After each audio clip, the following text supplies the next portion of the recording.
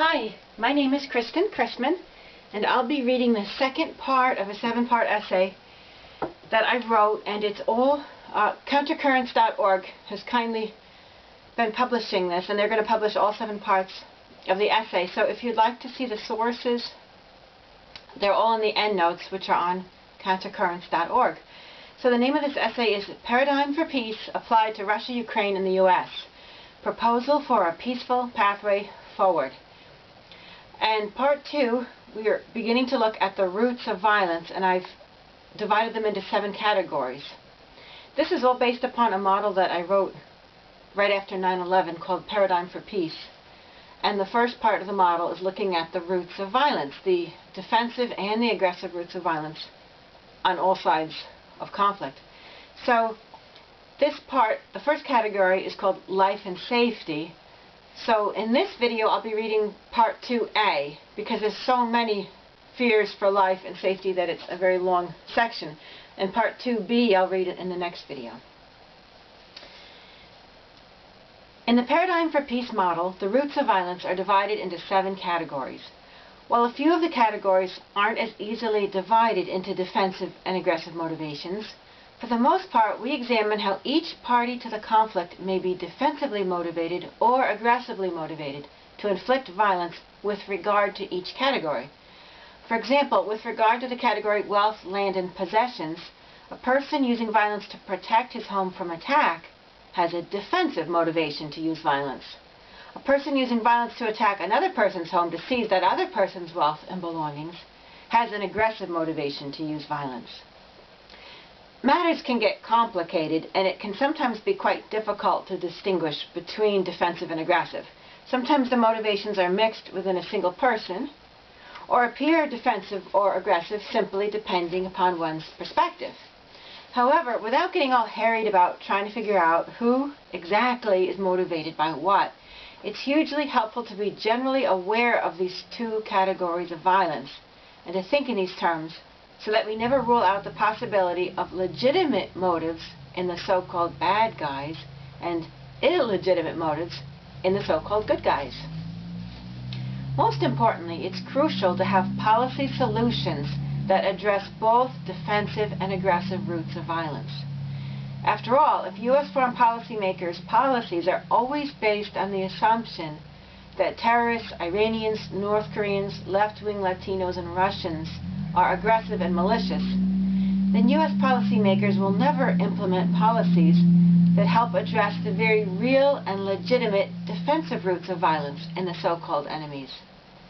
Also, note that while defensive roots of violence have legitimate motivations, the use of violence for defensive reasons isn't necessarily legitimate, especially if there are nonviolent means to protect what's under threat.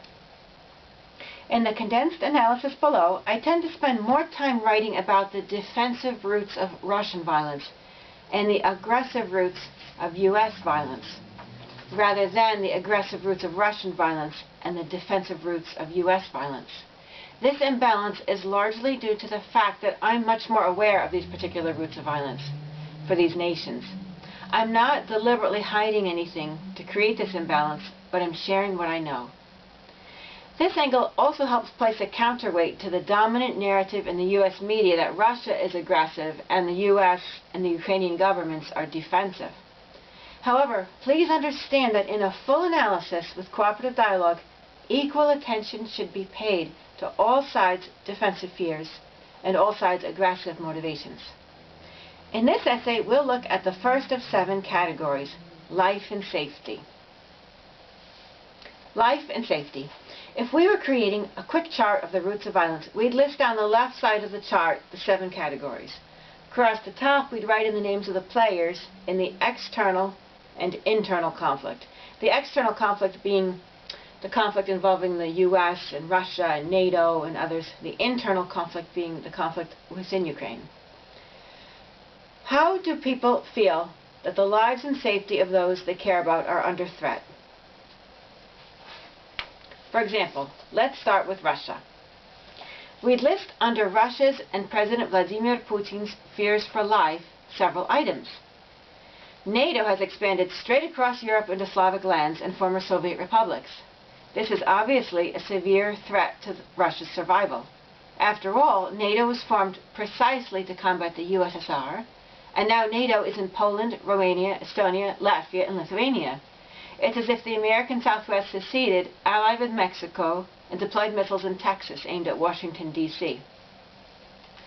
Oh, and I should say that some of the ideas in the other essay I wrote that are already on the YouTube channel, some of them will be put into this analysis because it would be incomplete to omit them.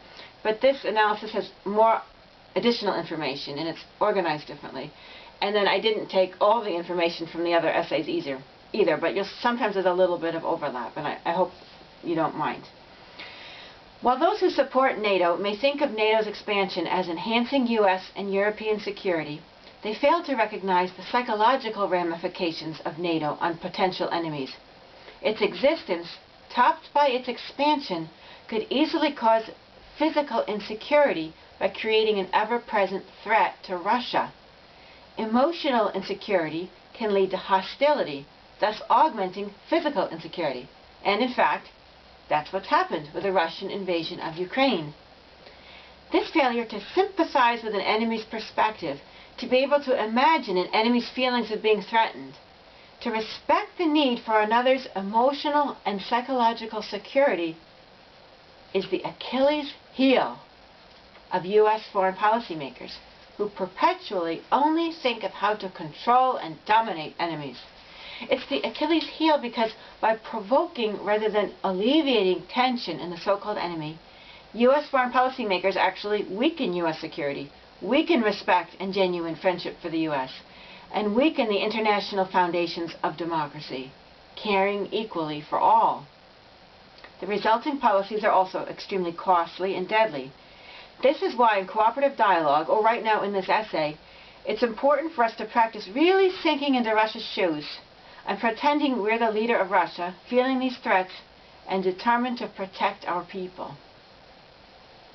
When NATO expands, it means more than just a picture on the map of NATO covering nearly all of Europe. It means that physical weapons and military bases to potentially be used against Russia have also expanded in coverage across the continent. For example, Lockheed Martin's Aegis Ashore Mark 41 vehicle land system with its SM-3 Block 2A missile interceptors has been deployed in Romania and Poland by the U.S. through NATO.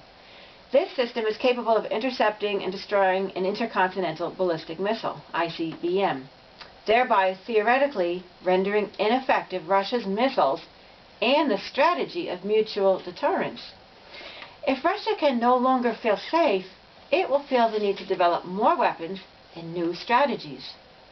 Moreover, the Mark 41 VLS, excuse me, while allegedly intended solely for defensive purposes, could be fitted with aggressive weapons. Making the weapon-imposed threat even more precarious is the fact that the Trump administration withdrew in 2018 from the Intermediate Range Nuclear Forces Treaty, which had previously regulated land-based ballistic missiles and missile launchers. Even more ominous are the joint U.S.-Ukrainian and NATO-Ukrainian military training in the nations and seas bordering Russia. U.S. policymakers and media makers have denied Russia's accusations of U.S. chemical and biological weapon intentions in Ukraine.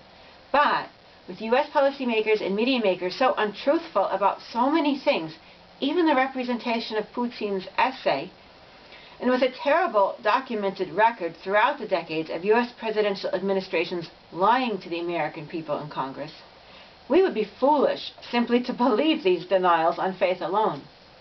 Therefore, we should open-mindedly consider these Russian reports and predictions. Russia's Ministry of Defense recently claimed that forces loyal to Kiev are preparing a chemical attack in eastern Ukraine. Russia has also previously warned of chemical weapons being stored in Ukraine. U.S. policy and media makers, as they have done repeatedly and without proof, reverse Russia's claims and state that Russia is using its claim as a pretext for its own planned chemical attack. As civilians, how can we know the truth? Who's preparing a chemical attack? Is anyone? It's impossible for us to know. But we should understand one thing that's based upon a long record of U.S. government lies to the American people. There is absolutely absolutely no reason to believe U.S. policymakers more than Russian policymakers. Just because we are Americans, and each of us may be truthful, does not mean that American policymakers are truthful.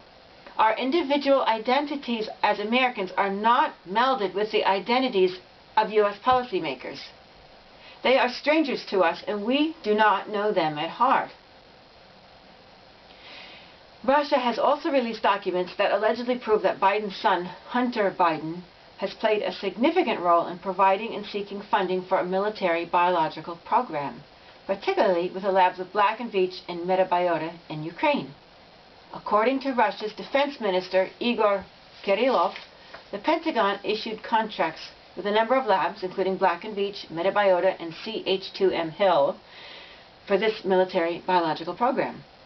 Investors in the program have included Hunter Biden, his investment fund Seneca Rosemont, and George Soros and his Open Society Foundation.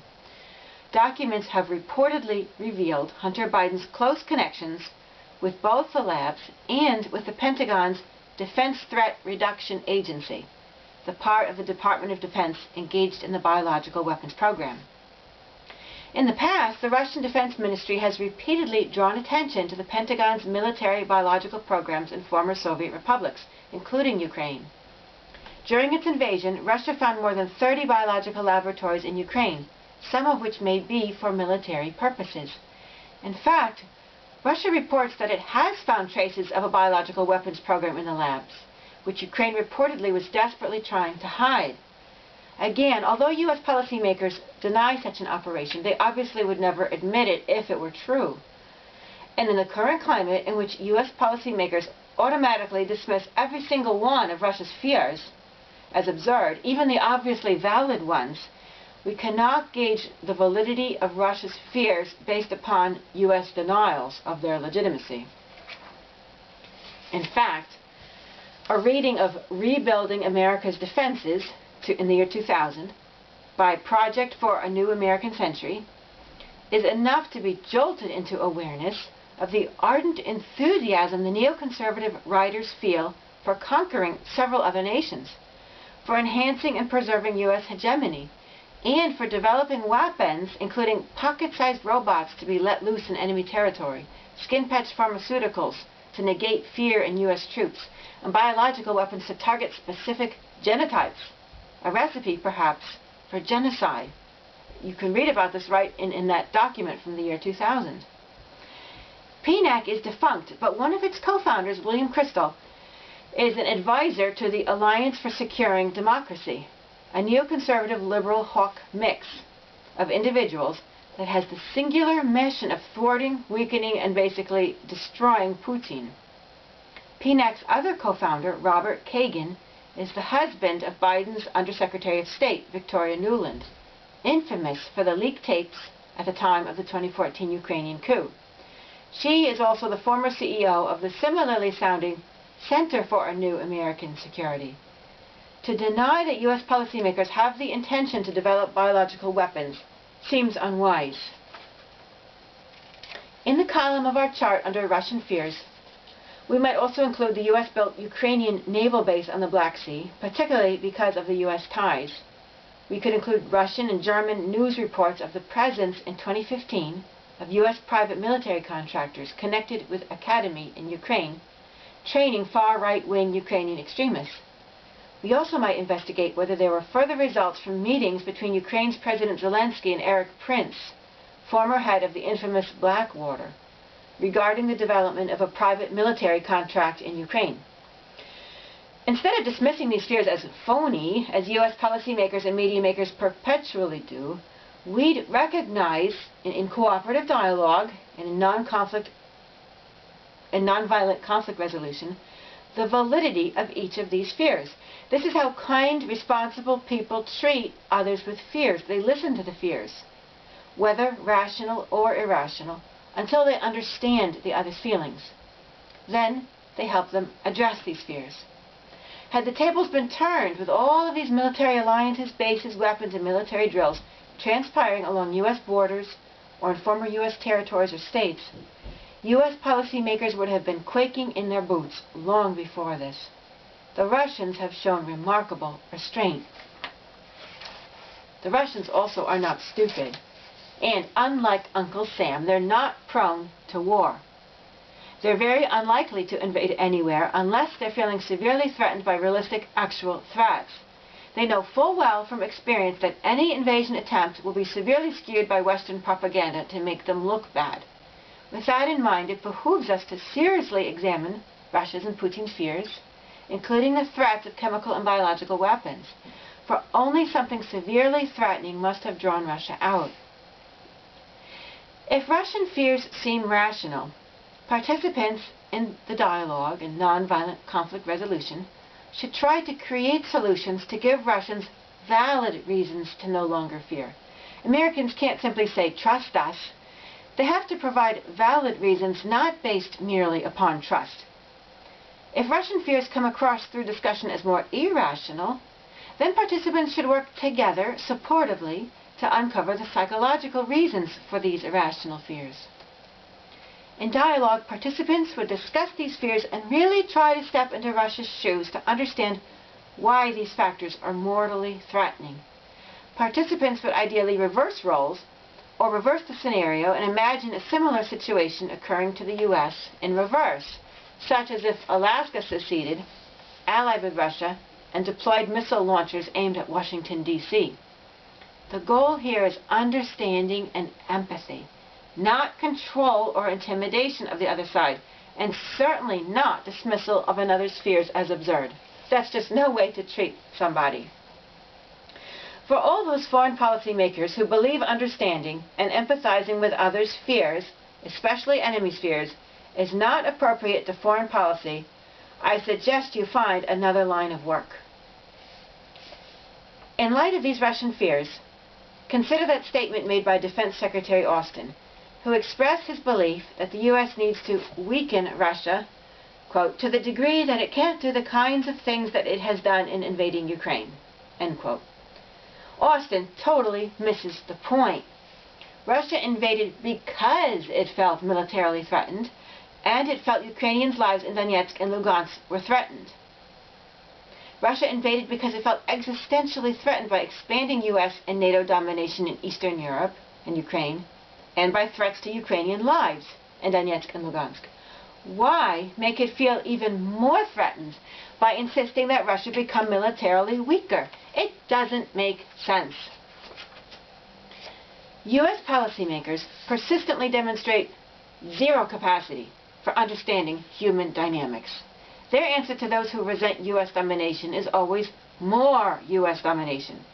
Is it because U.S. foreign policymakers want to dominate so completely that no significant signs of resistance are possible? But why?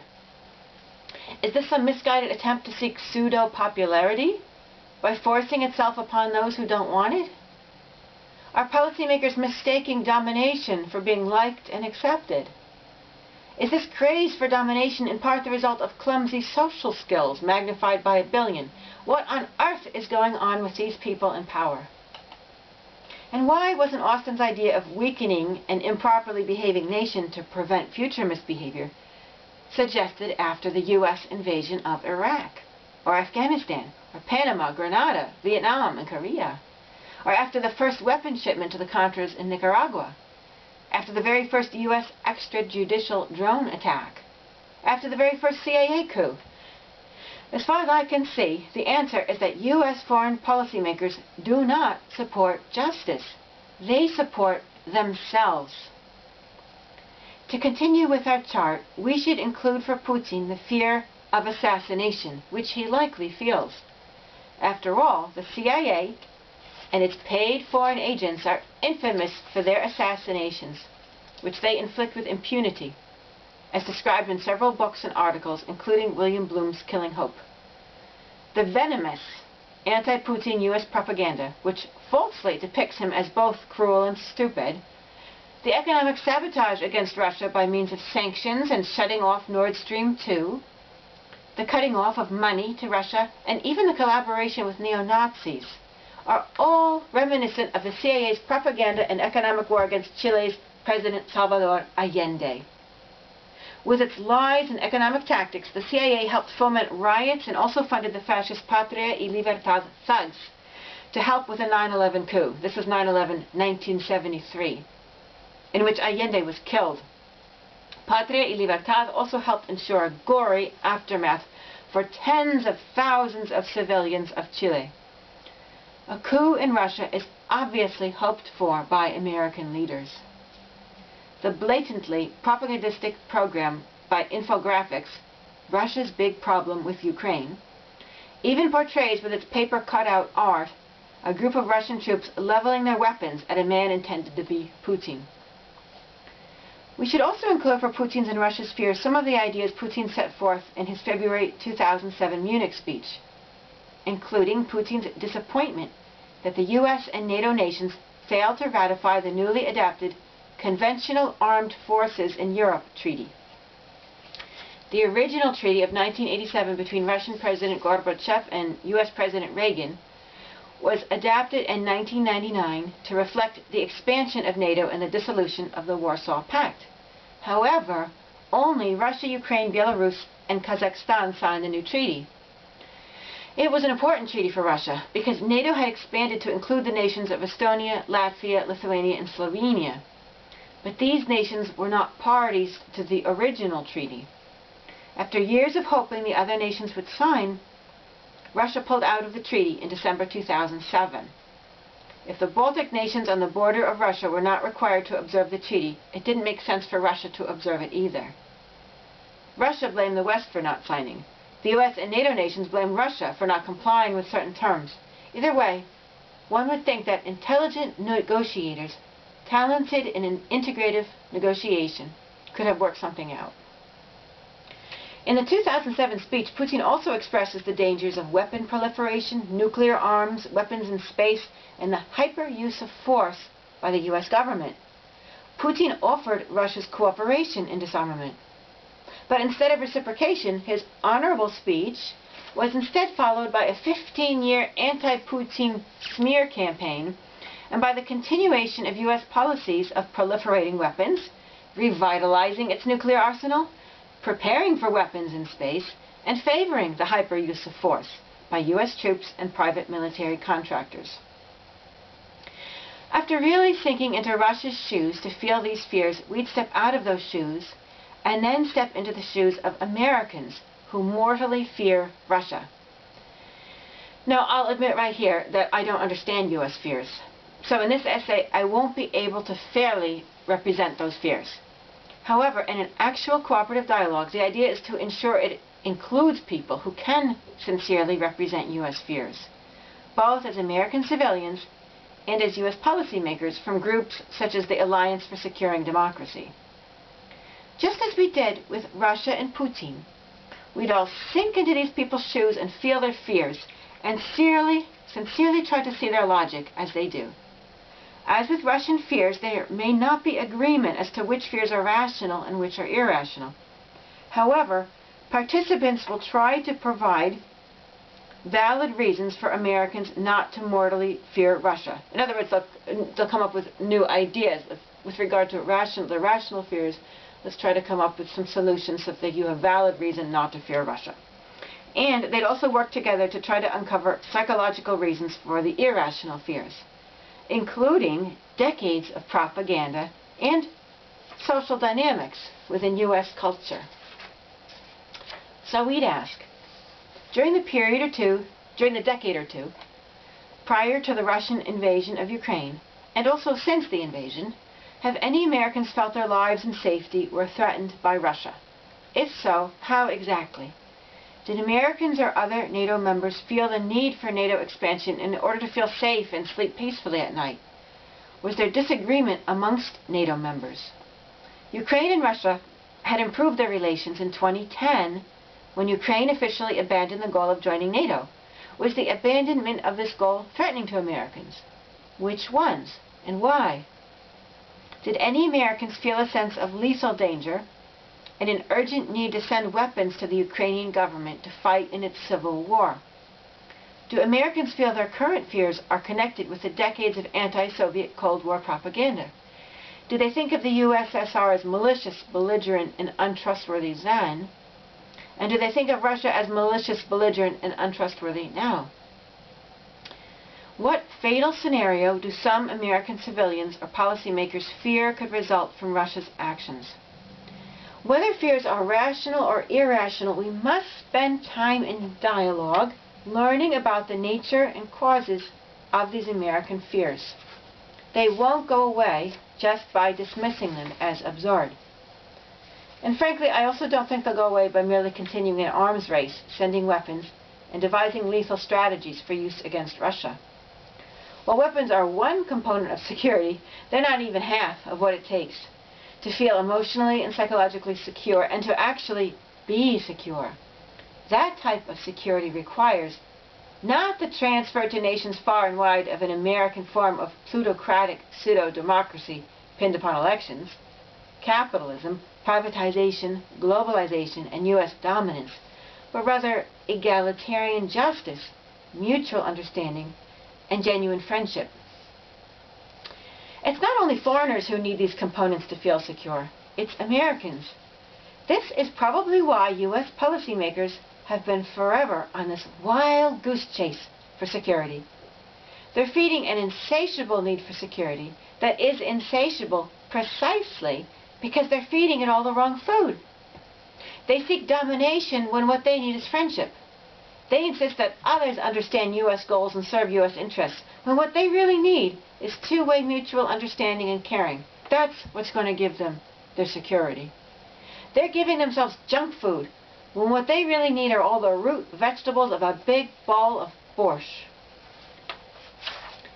Within Ukraine, we should ask Ukrainians from a range of perspectives how they felt about billions of dollars of U.S. and NATO weapons shipments arriving since the Civil War began in 2014. Did these weapons help them feel safer? Did they protect them from harm? Or did they put Ukrainians in greater danger from other Ukrainians and from Russia? Would Ukrainians be suffering now if the weapons had never been sent? Do Ukrainians feel the weapons helped resolve the problems that caused the Civil War, or did they make the problems worse?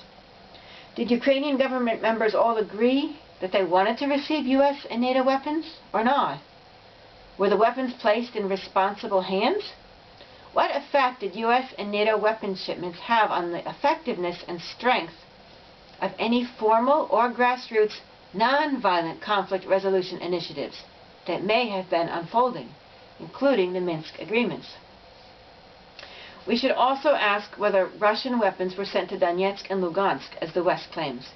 If so, how did these weapons make various Ukrainians feel with regard to their safety? Better or worse? The same set of questions we asked about U.S. and NATO weapons should be asked about Russian weapons. And that concludes the first half of Part 2. And in the next video, I'll finish Part 2 about life and safety, and we'll especially focus on the far right-wing ultranationalist violence in Ukraine. Thank you very, very much for listening. Thank you.